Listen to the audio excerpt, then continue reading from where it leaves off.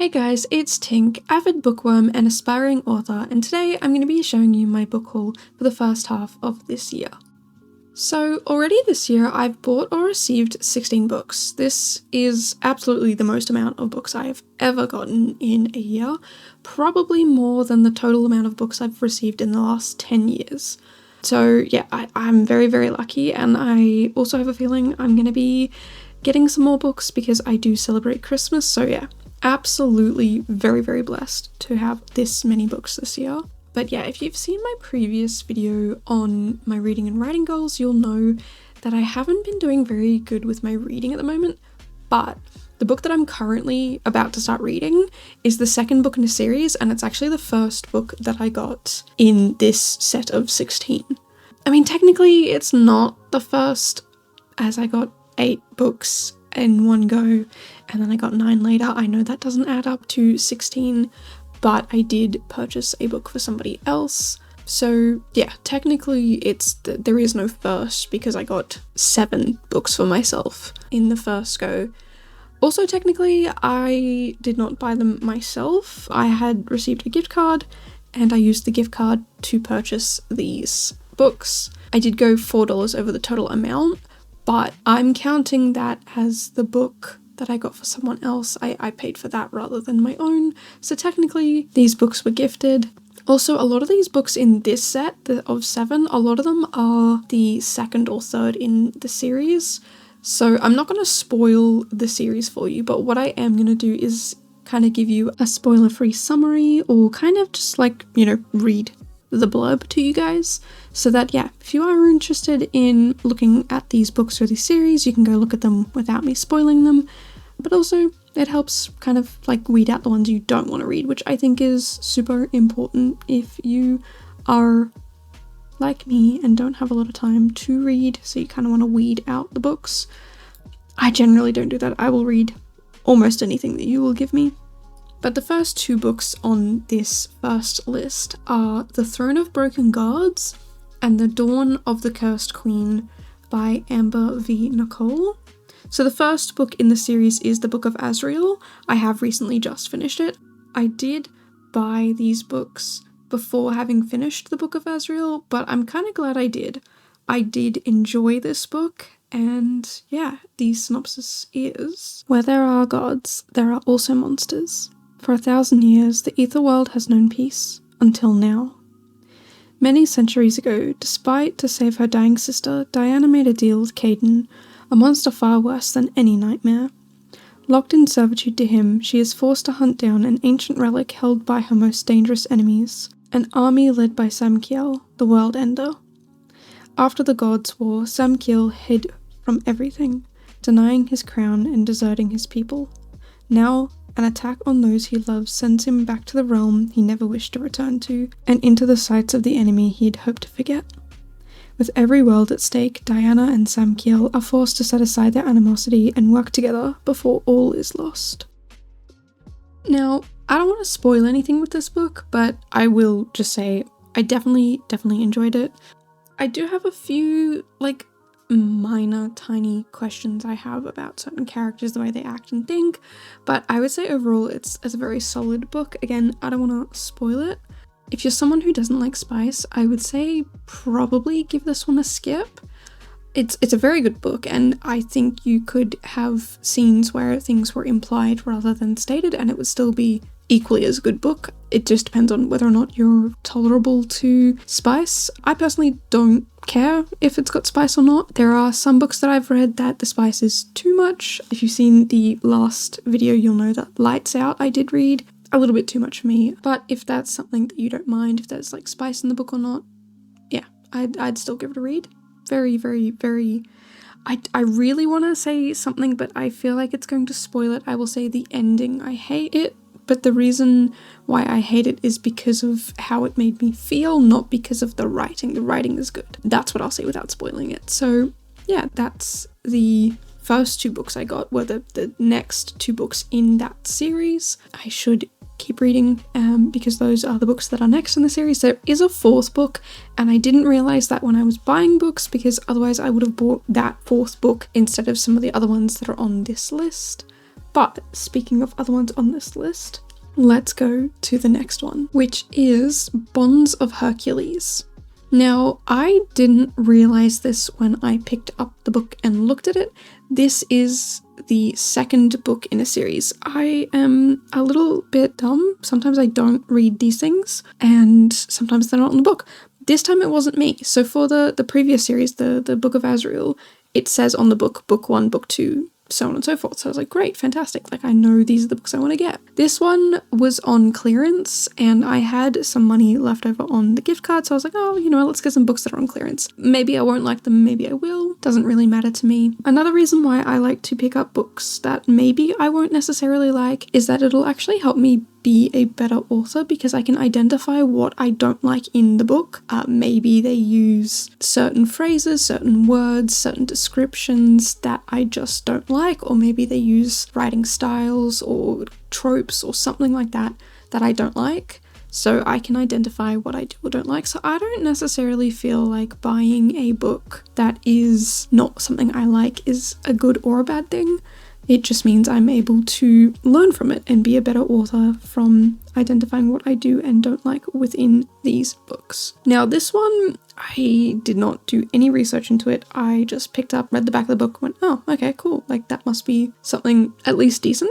You know, I might want to read it. And yeah, when I was doing research for this video, I went and got the blurb for the book before this, which is called The Blood of Hercules. Then I started reading some reviews and I'm not entirely sure I want to read it. I'll give it a go. I'll try and maybe borrow a copy, find a copy, buy a copy, whatever, read it. And if I don't like it, I do think these books might end up getting donated. But I'm willing to give almost any book a shot. There are certain books that I will avoid that I don't want to read, and I don't know. I don't know if this one is in that camp or not. We'll find out. But the blurb for Blood of Hercules, which again is the first book in the series, not the book I bought because I accidentally bought the second book in the series, is: step into the Colosseum at the Spartan War Academy, where monsters are made, immortality is won, and even a god can die. Alex Hurt isn't a hero, and she certainly isn't a god. All she's ever been is a survivor. But the fates disagree. When a blood test leads to her admittance at the Spartan War Academy, she'll have to do more than merely survive. Alex will have to claim her birthright: immortality. But immortality is a privilege, one earned in the crucible of the Academy, where the heroes are villains and the classroom's battlegrounds. While gladiators Achilles and Petro, her demanding mentors, hone her into a warrior, Augustus and Chiron, her professors, and their brooding heirs to the underworld, haunt her steps and her thoughts. Because where there are gods, there are bound to be monsters, and there is more than one hunting Alexis. So yeah, after reading that, I feel like that could be a good book. It could have a good plot line, but again, as I said before, I did read over some of the reviews on it, and people either really like it or they really hate it. I think it's got about a 3.5 stars out of 5, so it could be one of those books that people really like or really hate, but based on the reviews I've read, I feel like I'm not going to enjoy certain parts of it, but I will enjoy others. I'm not really sure about that. But that's what I get for picking up a book and buying it without looking into it at all. Some of these other books I did do research into to try and pick books that I think I would like. Some of them I already had the first copy and thought, well, you know what, I'll just get the whole series, and took that risk. Like with the Book of Azrael, that paid off. Unfortunately, this impulse buy might not pay off. I don't generally impulse buy, I generally do a lot of research, but with books I try and give them a fair chance. You know, I try and give all authors a bit of a read, see if I like them, see if I don't. But this is not the only impulse buy of this set that I bought, but that one will come a little bit later, because now we have The Night Prince, which is the next book in the series. So I already had The Wolf King, which is the first book, which I will be reading the blurb for that one. And I'm not really sure when or why I picked up The Wolf King. I don't tend to lean toward the werewolf trope type books. Not that I dislike them, but it's just not what piques my interest. But I guess I gave this one a go. I haven't read it yet, but I guess I picked this book up as sort of an impulse buy, and this time, buying these books, I decided to get the second one in the series. I made a little mistake when I actually originally bought it. I actually bought The Wolf King again, but luckily I was able to go back to the shop and exchange it for The Night Prince, so now I have both copies. But anyway, the synopsis for The Wolf King is: Maas. When war erupts between humans and werewolves, a princess finds herself torn between duty and desire. On the eve of her wedding, Princess Aurora catches the eye of a powerful alpha, Callum. Believing she's the key to ending a brutal war, Callum kidnaps Aurora, whisking her away to the rugged lands north of the border. There, a forbidden attraction starts to grow. Just as Aurora learns not all wolves are bad, Callum discovers that she is in danger from those closest to him. With monsters on both sides, a bloodthirsty war between humans and wolves raging, and an undeniable passion growing between them, will their story end in love or tragedy? And will Aurora ever get home? Does she even want to? So yeah, I don't know. I don't know if I like this one. I don't know if it's good writing or not, but I feel like if it's good writing, I'll probably enjoy it. I'm a sucker for good writing. If you can write good, I'll read almost any topic. I say almost any, there are some topics that I'd really rather avoid. You'll see in an upcoming video if I ever finish it, because I still have so much work left on it, that there are some topics that even sort of dancing around the concept of it makes me immediately quit reading it. But yeah, like I've said previously, I will read almost anything.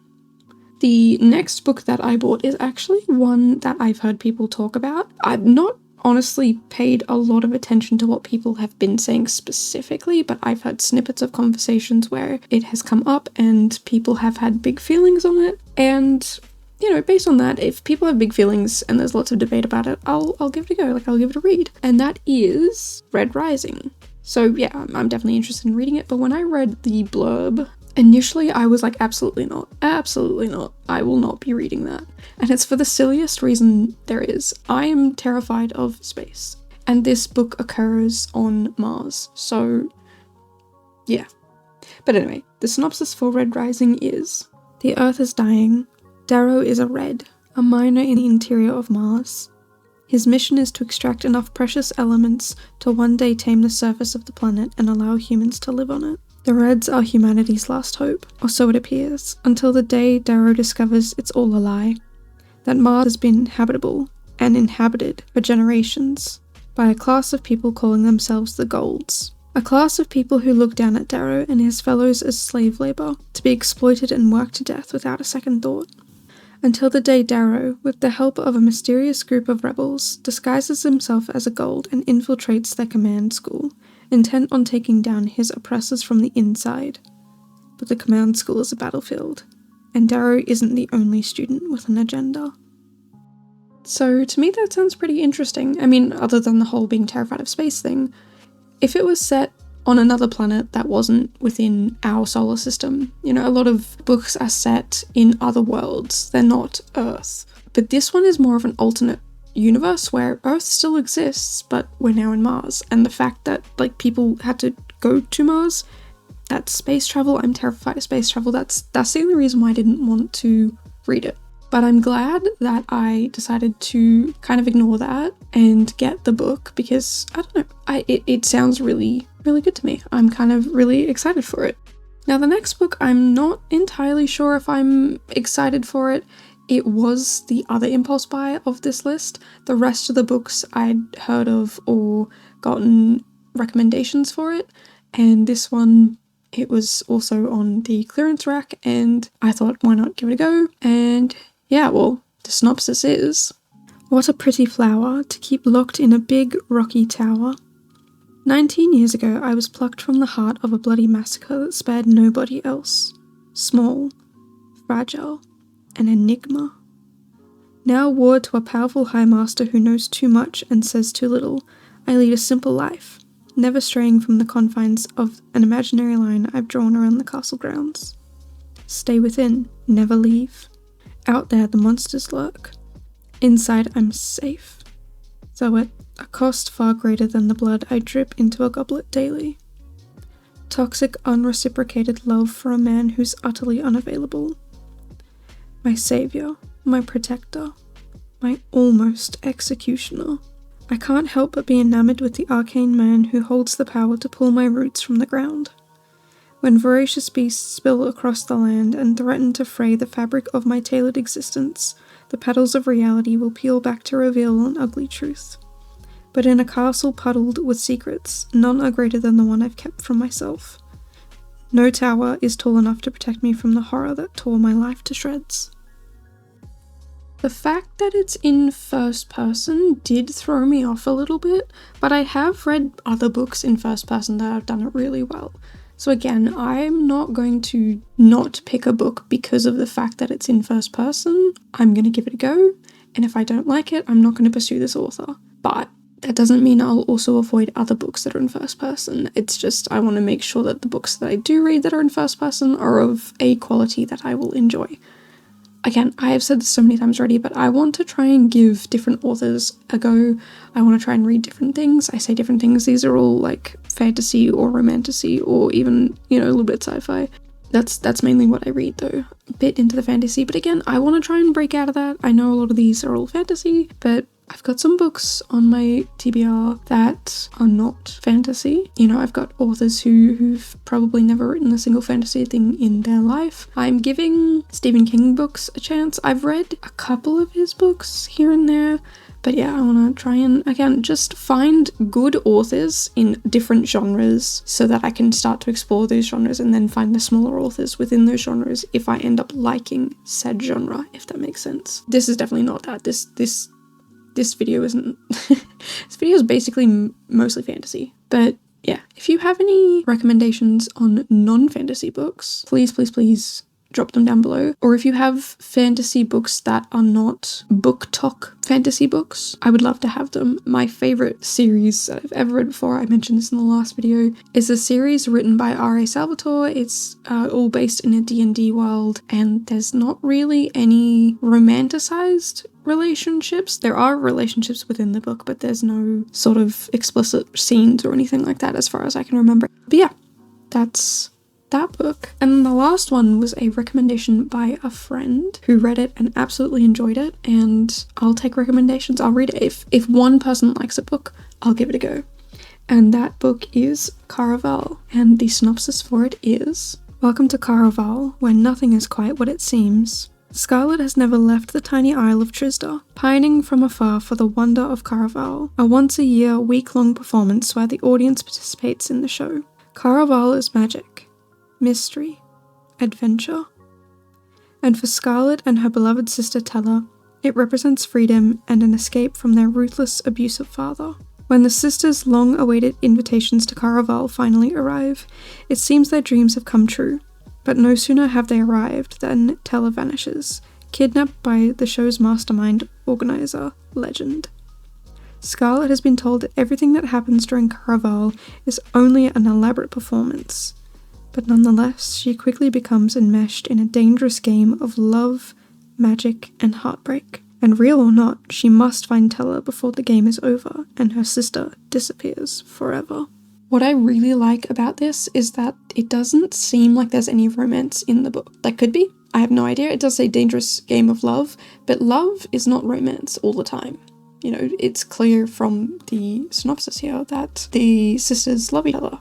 That's, familial bonds. So I'm kind of excited for that. Don't get me wrong, I love a good romantasy, even just a good romance, but I'm finding myself enjoying more and more books that have love rather than romance. So yeah, I'm definitely excited to give that a go. But yeah, that's technically all the books I bought, I believe, early May this year. I did buy one more in that set, but that was actually a book for my mom. But the next set of books were actually gifted to me by a very, very, very lovely bean for Book and Rose Day, which I only found out about probably 2 or 3 months ago, just before it happened. But Book and Rose Day is a day where loved ones will gift each other books and roses, and so one of my loved ones decided to gift me books and roses. I say roses, I am not a believer of roses. I personally don't want to receive roses as a gift, and so I got Lego flowers instead, which 10 out of 10, absolutely wonderful gift. And yeah, the book series that I got on Book and Rose Day was the Throne of Glass series by Sarah J. Maas. I was not expecting one book let alone 8. So I'm very, very, very grateful to this sweet bean for 8 books. And then a little while after that, maybe less than a month after that, I got another book in the mail. I was very confused, and when I talked to this sweet bean, they said originally that was going to be the book for the day, but it wasn't going to get here in time, so they got me the book set instead, which just blows my mind. Whenever I get books, I generally get them for birthdays and Christmas and things like that. So to get books, yes, it's for Book and Rose Day, but that has been something I've never celebrated before. So this is something that's, I just feels really special and nice, you know, to have a day that's dedicated to reading and sharing these things with your loved ones. I think it's absolutely brilliant. And again, to this sweet, sweet, lovely bean, thank you so very much. I don't know how to say thank you anymore, because I know I've said it a million times already, and I will say it a million times again, because that is just the sweetest thing you could possibly do.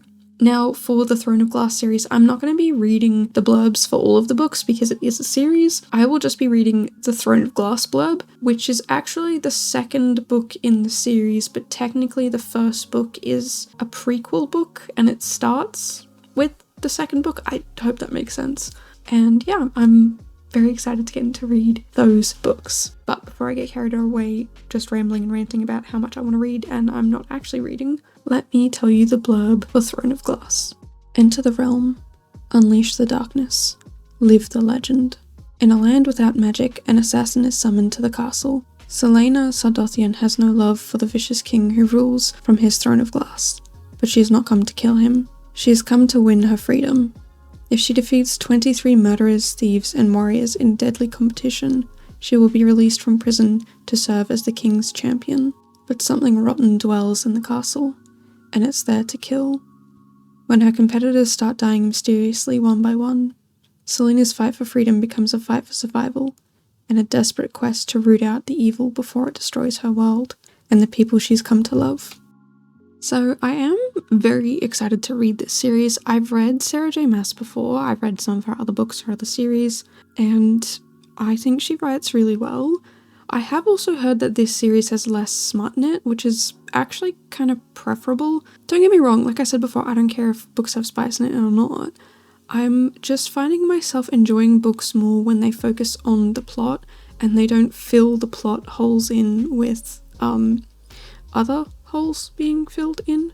I just want to read books that have like a decent plot to it, that make me feel big feelings. Don't get me wrong, like romance and spicy scenes can make you feel big feelings, but I want more like interpersonal relationships. I want friendships. I want, you know, familial bonds. I want deep and heartbreaking tragedies. So yeah, I'm kind of excited for all of that. I feel like I'm going to enjoy this series, and yeah, I definitely have to read this before the rest of her books come out, because I'm definitely going to be throwing myself into those later this year. But now the last book, the one that I got as a little surprise gift, is Legendborn, which the synopsis for is: after her mother dies in an accident, 16-year-old Bree Matthews wants to escape.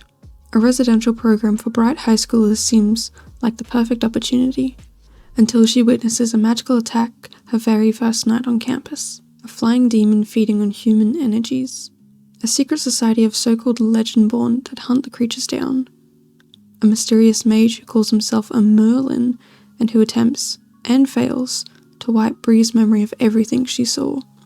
The mage's failure unlocks Bree's own unique magic and a buried memory about her mother. Now Bree will do what it takes to discover the truth, even infiltrate the Legendborn.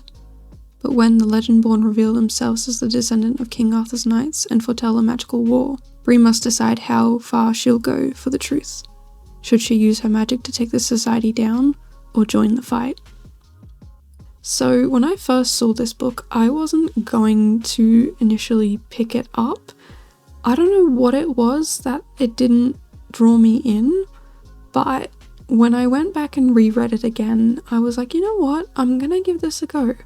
I'm gonna read it. I feel like I'm gonna really, really enjoy it. And yeah, I don't know. I've not read many stories where the main character is a person of colour, so I'm kind of excited for that. And the plot does sound really fun.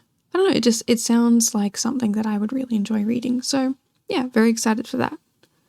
But that brings us to the end of my 6-month book update. So those are all the books that I've received so far this year. Like I said earlier, I do think I'm going to get more this year.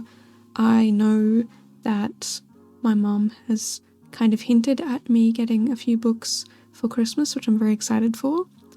So yeah, I'll definitely be back at the end of the year with the update for the total book haul, I guess. I won't do a full summary like this for the books I've done in this video, but for the new ones I get, I might do a summary for those ones, we'll see. But anyway, thank you guys for watching, I hope you enjoyed, and let me know down below, what books have you gotten so far this year?